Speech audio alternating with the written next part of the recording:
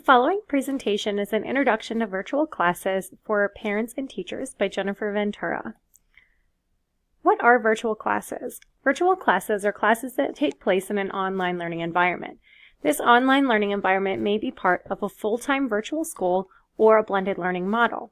These courses are generally teacher-led, and they encourage communication between teachers and their classmates. Online classes are organized by grade level, so the expectations may vary depending on the age of the student and how much time the student should be spending on the computer completing the online class. In addition, they may operate within a school district, across districts, across states, or even internationally.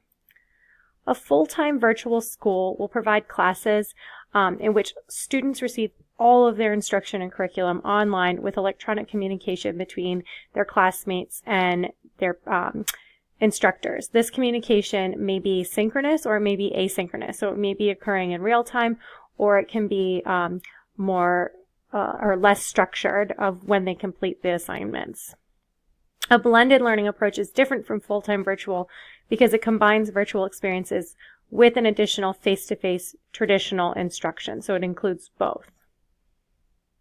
Some common misconceptions that people have about virtual classes are that students spend all of their time in front of a computer. So this isn't the case with virtual classes.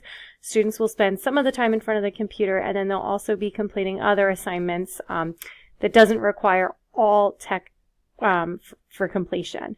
The classes are also not teacherless, so the teachers are highly involved in the student's success within the course. Another misconception is that it's easy for students to cheat. However, course design does prevent this. Students are also not isolated from their peers. Online classes actually encourage collaborative experiences for students. In addition, another misconception is that online classes are only good for high school students. However, there are models for students in elementary school as well that have proven to be successful. And another misconception is that online classes are only good for highly motivated, highly abled students. However, online classes may be a great alternative for students who have difficulty with traditional brick and mortar schooling environments. Some of the pros for virtual classes are the flexible scheduling. This is where students and teachers can really use their time differently than you would in a traditional schooling environment. The courses are also more individualized for the student because the teachers can provide more one-on-one support rather than in a traditional setting. It's also a modernized approach to teaching and provides relevance to students in this way by using the technology. The students are also self-directed and have the freedom to complete assignments at their own pace.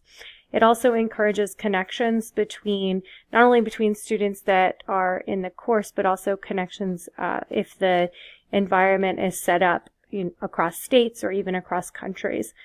It can also offer courses regardless of geographical location. So if a certain district doesn't offer certain courses for students, then online course may be a great option for those students.